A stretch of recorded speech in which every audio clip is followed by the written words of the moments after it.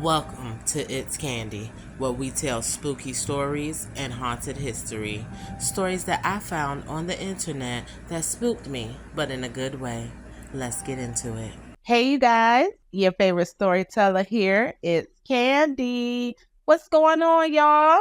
Happy New Year again. So, today I ran across something that this is crazy, right? I love this. I loved doing the research on this one. So, this one is the Zebra Murders or the Death Angel Club or cult or whatever you want to call it, right? So, they're considered a black militant group who call themselves the Death Angel. They committed a string of racially motivated unalivings and related attacks. Allegedly, they took pictures of each other unaliving white people in order to win promotions within the organization. Now, the organization itself boasts to have more than 2,000 members nationwide. The mission of the group, though, was to unalive white people with special credit given for mutilation, which was supposed to symbolize that you're a very vicious and an irresponsible person. Wow, what is that? Is that a game to them or something? I guess, right? Now, on October 20th, 1973, Richard and Quita Haig were abducted at gunpoint and forced into a van while walking home in San Francisco, California. Quita was later found nearly decapitated over 4 miles away on a railroad track. Richard was found after being beaten unconscious, wandering near his wife's unalived body, with his hands bound and his head and face slashed. He was luckily able to give a description of the attack, describing them as 3 young black men in a white van. Now, the description he was able to give matched the same description of an earlier abduction attempt on 3 boys. I'm assuming in the same area. Now, just 10 days later, on October 30th, 1973, Frances Rose was found repeatedly shot in her car in the University of California Extension. There was an eyewitness that said she had a man in the car with her, and he was the one who shot.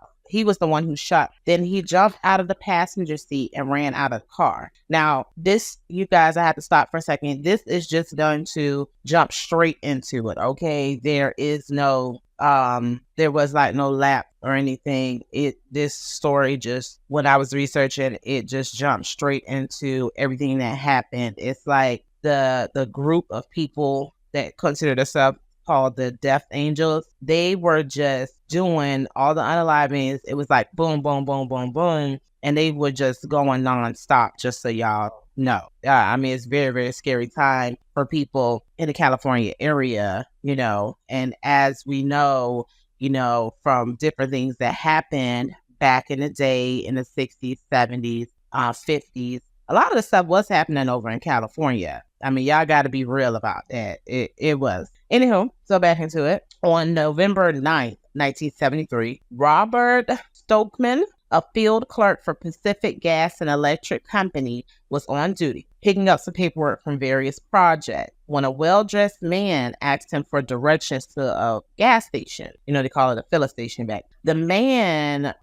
proceeded to push Robert behind a fence, pull out a .32 caliber revolver, and shoot him in the neck. Now, Robert luckily survived the attack by fighting the man and snatching the gun away. Then Robert took that same gun and shot that man 3 times in the shoulder, the arm, and the stomach. Good for you, Robert. I would fight for my life as well. Now, the attacker was found and arrested. His name was Leroy Doctor. He was sentenced to 9.5 years to life in prison. That's what he get. Now, before the incident, Jesse Lee Cook was identified as the man who was sitting in the car with, the story that I just previously told you about Frances by an eyewitness. He was arrested shortly after, her being unalive. Now, pause for a minute. So that story, when I was doing my research, I found that when he found her, he had her walk with him, her put her arm on his shoulder or around his neck like they were dating, going out. Of course, he was holding her at gunpoint when he was doing it.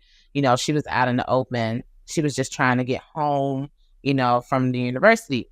So he was walking with her, and she was a psychologist major. Sorry, you guys. And she was trying to talk him down, try to make him feel like, I'm not going to tell on you, blah, blah, blah. And I'm so glad that, she actually took that, was taking psychology, because she was able to make him feel like he didn't have to kill her, even though he kept taunting her like he was going to. So eventually she was able to get back to her house. And, he, let her go. Now, he called her, I guess he found her number or something, and he asked her, why did she sleep at her house that night? And she was like, because I was scared of you. And he asked her, well, do you want me to leave you alone? I guess he was feeling like, oh, she really likes me or something. And then she was like, yes, please. Now, because of the, I guess you would say, rejection he felt, yeah, he went back, and that poor lady, she never really stood a chance, to be honest with you. A few days after Robert was attacked, though, on November 25th, 1973, Salim Erekat was found unalived in his store across the street from the San Francisco Civic Center. His body was found near the empty cash register, shot in the head. His hands had been bound with his own necktie. It was reported that over $1,000 had been stolen from the register. They later found his empty wallet on a public transit bus later that day. Now, I wonder if they had cameras on the buses back then.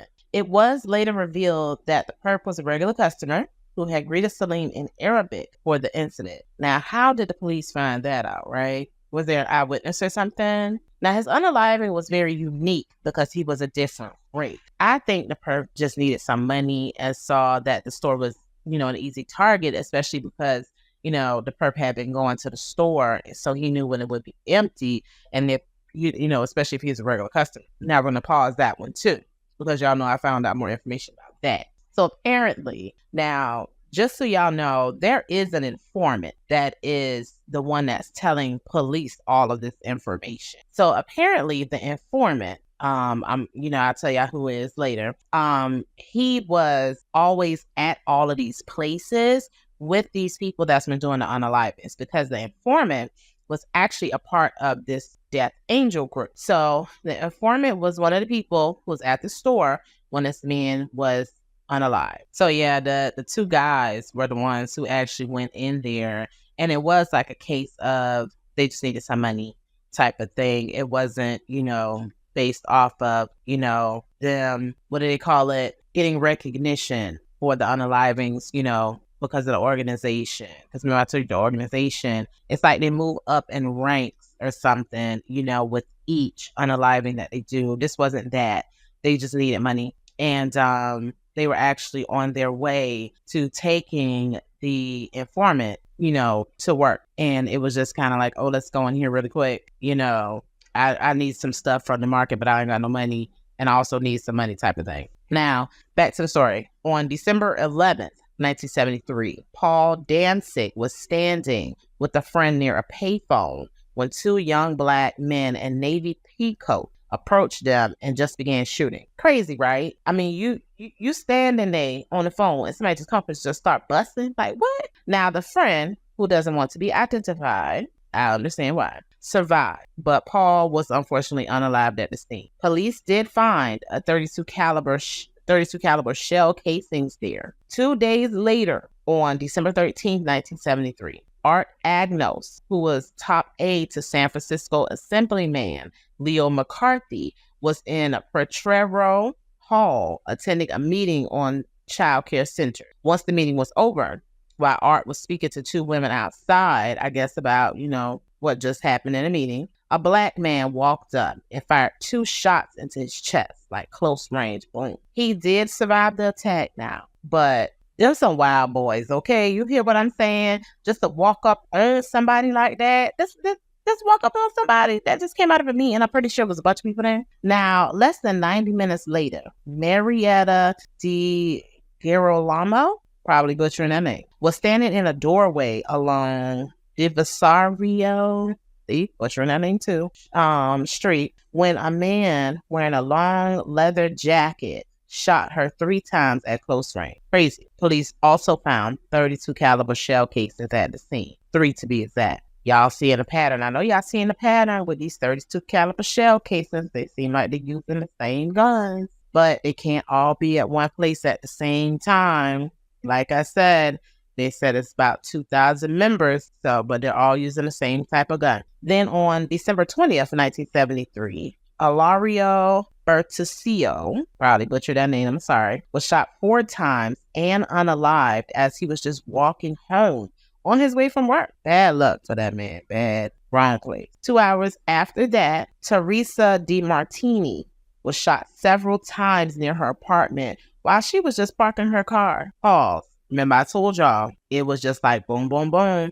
There was no letting up. They was just going around spraying everywhere they could. Crazy. On December 22nd, 1973, Neil Monian, probably butchered that name, I'm so sorry, was shot 3 times while walking near Market Street. He was unalived, unfortunately. A few minutes after that, just a few blocks away, Mildred Hostler was shot at point blank range. Initial reports say that DiMartini and Hostler will both survive. They both mentioned a buckskin coat. It was 2 different people, they thought, because they were both different races, looked like it to them. But both said that the man was medium complexion. Nevertheless, police think that they were both committed by the same person responsible for 5 other killings over the previous 5 days, due to the fact that all 7 victims were shot at such close range with a handgun, 32 caliber pistol, 3 or 4 times,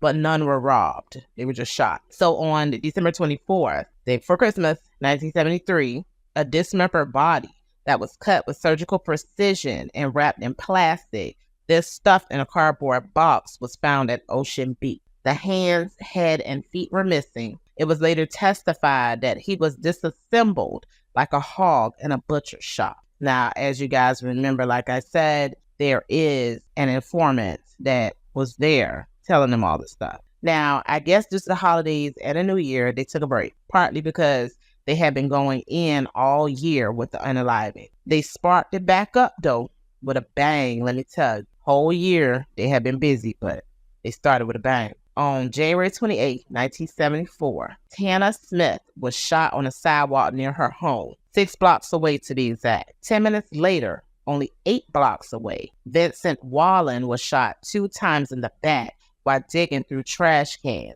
It was said that he was looking for items to repair and sell, which helps him supplement his Social Security check. Unfortunately, he was unalived just a few feet from his home where his friends were waiting for him to come back so they could surprise him to celebrate his birthday. That's just sad. It's all sad, all of this. But damn, an hour after that, John Bambick, a man known for his funny hat, was shot twice in the back and, of course, immediately unalived him. Jane Holly, who was getting ready to celebrate her 25th wedding anniversary, was in a laundromat doing her laundry when a gunman ran through the door and shot her twice in the back. A woman that was putting her clothes in a car in that same parking lot, Roxanne McMillan, was also shot twice. Now, she survived getting shot by that gunman. Good for her. Traumatizing event, though. They took like a 2-month break after that explosive start to the new year. And on April 1st, 1974,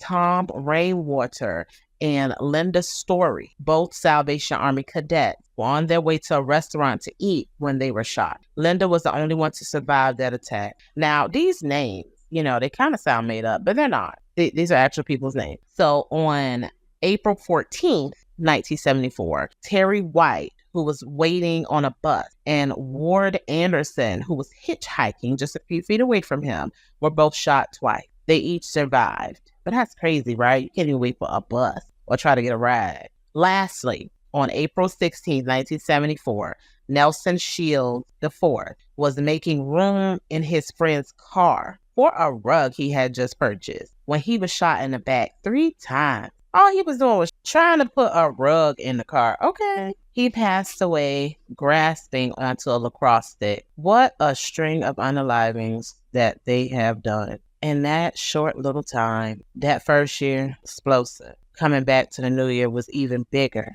a bigger bang. Jeez. Now, the unalivings, of course, caused widespread panic in the San Francisco area. The city suffered losses in revenue by a dramatic drop in tourist traffic because ain't nobody want to come there and they're hearing about Black people, going around and shooting people up.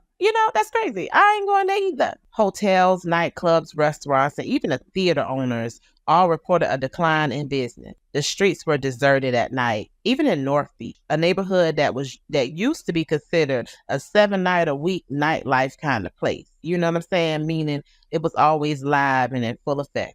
Now, once the group was doing all of these unalivings in January, the police, they got smart. They was like, we got to do something about this. So they started a manhunt, and they called it Operation Z due to the Z police frequency used for communication. We all know the initial evidence related to the unalivings revealed a common pattern. The killers preferred a 32 caliber pistol for one, and for the hit and run shootings, meaning the gunman always walked up to the victim and shot him, at a close range. Following the shooting, though, of Nelson, a stop and search program was instituted on April 17, 1974. The next day, a grid of 6 police combat zones were set up in the city, and more than 150 officers were deployed in the area. Well, I guess we now know why they took a 2-month break and why they pretty much stopped in mid-April. They were scared of being caught. Now, each officer that was deployed carried a composite sketch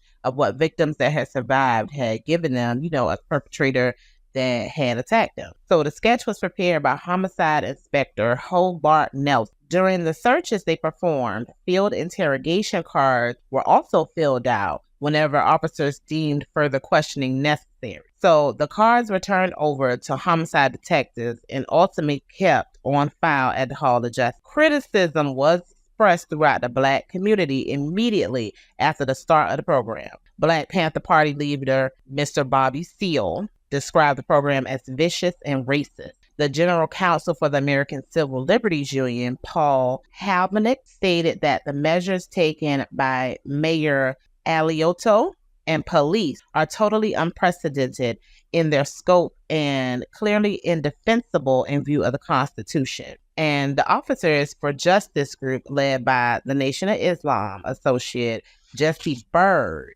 described the policy as racist and unproductive. During this time period, it was a lot of injustices going on in the world, especially with racism for my Black and brown sisters and brothers. Y'all know this. So this, what was happening made it extremely harder. Plus, they may have thought police were making all this up as a ploy to be able to harass Black folks even more and be able to get away with harming them without cause. Tough times indeed, you guys. So in response to public backlash, the mayor compared the interrogation tactics to that of the one of the Zodiac killer, where hundreds of white people were stopped and questioned based off of descriptions given by those victims. But like I said, because it was somewhat a race war happening back then, no one was thinking logically to me.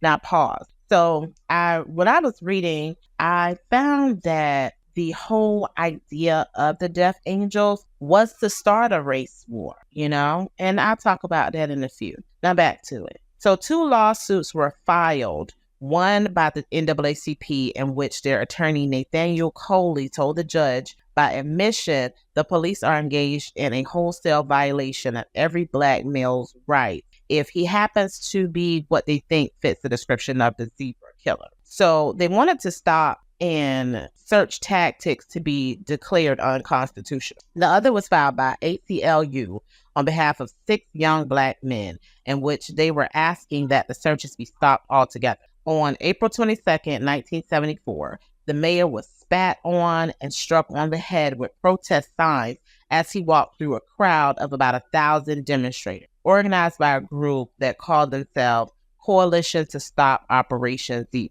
The hearing for the suit started April 24th, 1974, and it was reported that out of 567 Black men that had been stopped, only 181 field interrogation cards were submitted, and that the searches produced no effective leads whatsoever. Crazy, right? On April 25th, 1974, U.S. District Judge Alfonso Zerpoli issued a court order ruling that the searches was unconstitutional and violated the rights of young Black men, and said officers must have probable cause and that a likeliness to the composite drawing was not enough to do them. Following the order, police had no choice but to cut back on the interrogations to just a dozen per day, just over a dozen per day. Great win for Black America.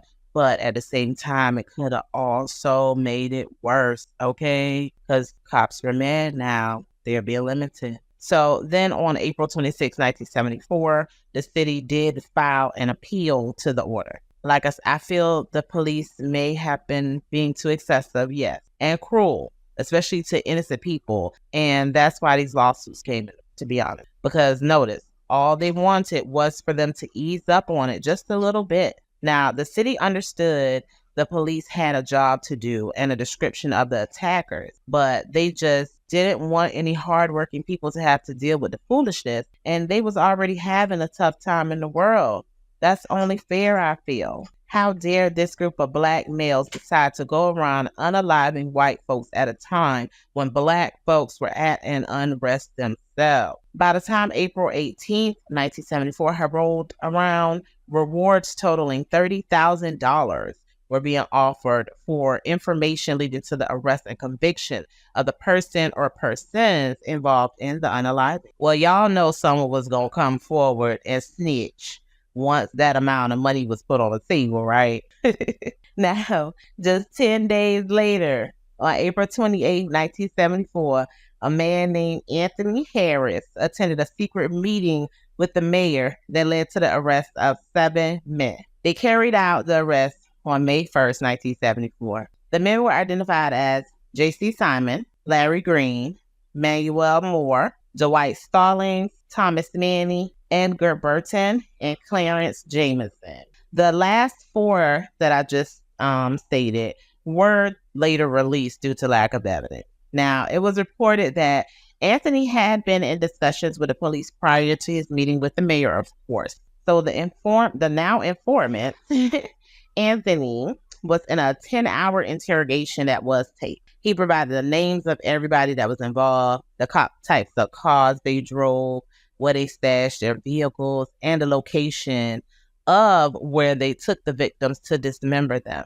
I bet y'all are like, how does he know all of this? Why? Because he was one of the members, of course, as I stated earlier. When he heard they was giving out that much money to drop a dime, he went ahead and took that opportunity, of course. So, of course, his cooperation, for his cooperation, he invoked his constitutional privilege against self-incrimination. On advice from his counsel at trial, of course, the court on petition by the people granted Anthony immunity and from prosecution in order him to testify. When the case was submitted to the jury, the court instructed that Anthony was an accomplice as a matter of law, and therefore his testimony had to be corroborated. Okay, now, during Harris's testimony, he talked about how he once married a white woman and had 2 children with her in Southern California. This is going to be just a synopsis. Some of his brothers even married some. He was convicted of second-degree burglary in 1966, to where he was sentenced until 1971 to a state prison. So he was in prison. In early 1973, he met Cooks and Moore in San Quentin prison. He states that Moore had told him that he had Caucasian stepbrothers and stepsisters because his dad was married to a Caucasian woman. Now, Moore also couldn't read or write, he said. Anthony also said he taught the martial art of Kung Fu to prisoners while in there. Cooks and Moore wanted to learn, how to do some Kung Fu. Cooks said he wanted to learn so that he could unalive white people because they castrated and unalived and stomped on the heads of our Black babies. Wow, what is he been reading, right? Cooks also stated that when he got out, he would be joining an organization called the Death Angel. And, this is where it started. Harris said Moore said he wanted to learn to kill white people as well, but he didn't take it to the extent that Cooks was. Cooks was devoted into this, right? Moore and Cooks was both released, and they went to the Muslim halfway house on Waller Street in San Francisco, I guess, since they were both Muslim. Now, when Harris was released, he went to the Crittenden halfway house in Oak. He got a job, but wasn't satisfied with the pay and went to San Francisco instead, to where he met Green at a snack shop and was hired on at his job, which was the Black Self-Help on Market Street. He would meet Simon here because he worked there also as the assistant manager. Moore was later employed there along with the other original guys who was, initially arrested, except for Cook. He was never employed there, but he did frequent the store. Everyone that worked there was commonly known as Muslims or Black Muslims. Green and Simon both rented apartments on Grove Street in San Francisco, but they all hung out, at either of the guys' apartment. And Cooks would always ask Harris if he wanted to go out and unalive some people with him and Green, asking him things like, have you gotten your mind together yet? Then saying he wasn't ready when Harris would refuse. I guess he was trying to get him initiated into the Death Angel. They have binders also that, were found that talked about the White Devil and how they needed to be unalive.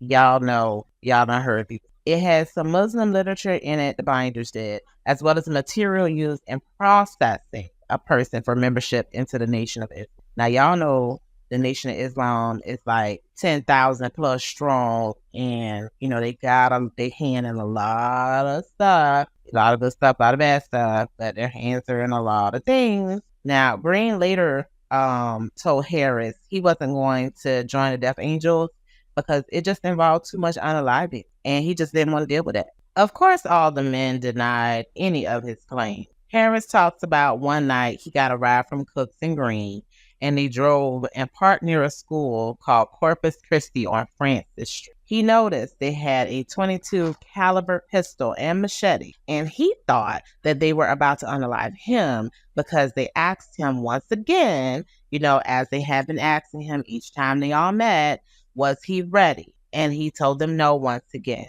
He thought they were just sick of it and they were going to get rid of him because he knew too much. I know he was scared for his life in that moment because I sure would have been too.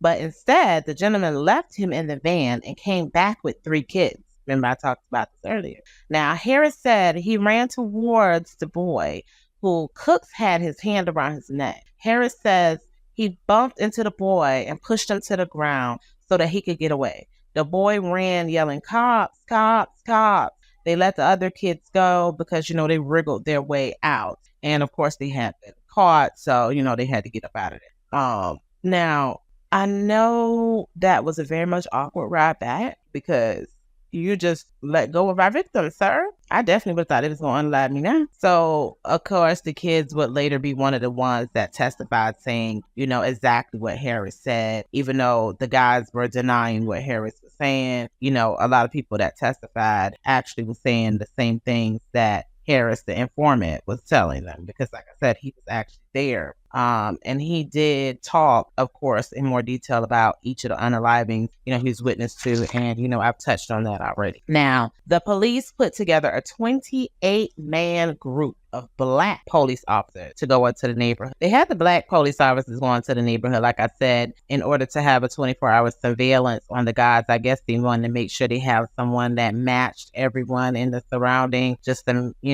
make it more discreet. So search warrants were issued for the Black Self-Help Center where Green, Simon, and Moore were, their apartments, and their cars. They were able to collect a lot of stuff. The police got a roll of rope, an axe, bow and arrow, a sickle, a machete, wire, plastic bag, 5 knives, a small hatchet, and a handsaw and spear. These were all found at the center, of course. Now, at the apartment, the police found 2 swords with scabbards and rope. Anthony made sure to let the police and mayor know that the national leader of the Death Angels was located outside of California and that the members all used wings as an insignia. And remember, I said it was more than 2,000 plus Death Angels, right? Now, that's crazy that the leader was not in California, but he's telling people he or she is telling people to unalive in California. Crazy, right? Now, also from September 1970 to date, this is, Anthony, the informant, telling the police, nearly 80 California murderous assaults had occurred, primarily in Los Angeles, San Francisco, Alameda, and Sacramento. The organization mainly recruited people from jail with job opportunities upon release as one of the inducements. Anthony's testimony, which covered 62 pages, indicated he was present for 10 of the unalived, but did not actively participate. He was told that the organization was supposed to to be a pretty high branch of the Nation of Islam. I'm telling y'all, the Nation of Islam, another one of those secret society organizations with a lot of secrets, I've heard. So Moore and Simon were indicted on 2 counts of the unaliving each and assault with a deadly weapon. Moore was also charged with 2 additional counts of assault with an additional weapon. Green and Cooks were indicted on 1 count each of the unaliving, 2 counts of kidnapping, 2 counts of robbery, and 1 of assault with a deadly weapon. Bail was set for each at $300,000. That's crazy, right? Like, keep them crazy fools locked up, okay? But on May 29th, 1974, all 4 suspects pleaded innocent to the charges, of course. By February 21st, 1975, Clinton White, which was the defense attorney for Green, Moore, and Simon, said that Anthony sent him 2 letters claiming police threatened to revoke his parole, if he failed to testify, because he was previously already on parole, in prison court. Now, White and the defense attorney for Cook, Roger Pierucci, sorry if I said that wrong, because Cooks had his own defense attorney. He didn't want to say.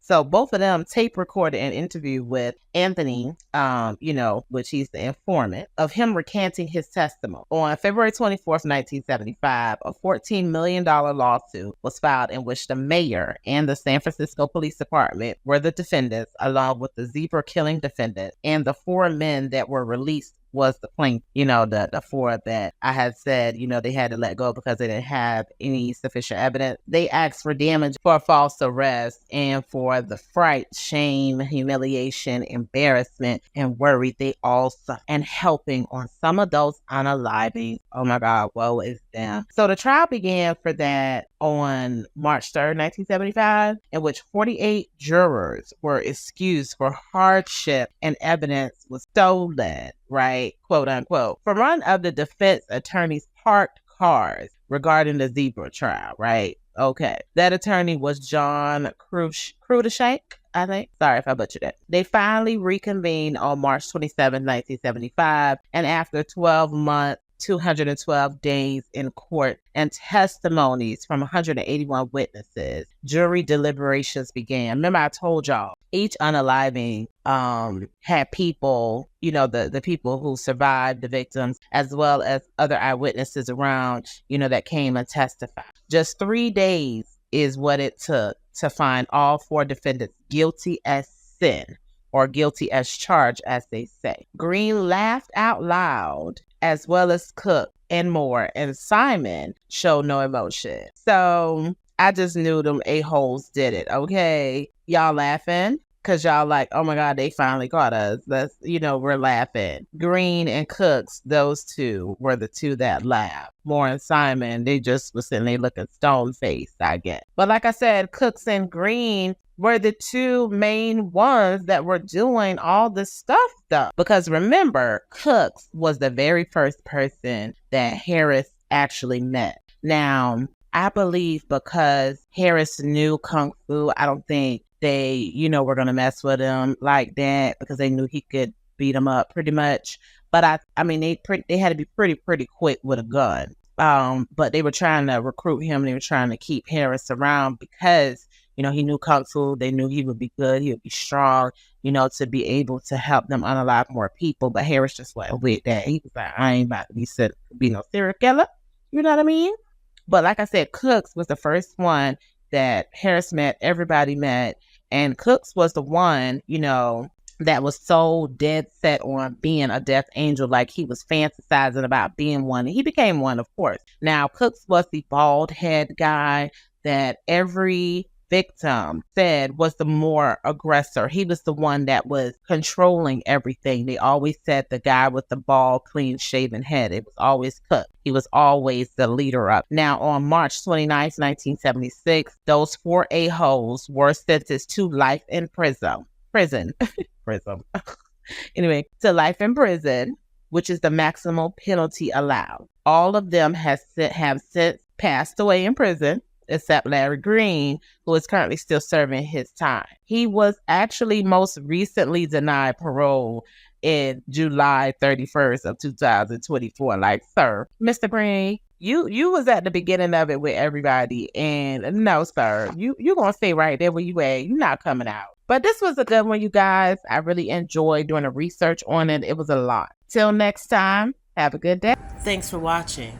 Don't forget to like, comment, and subscribe for more videos coming at you from It's Candy.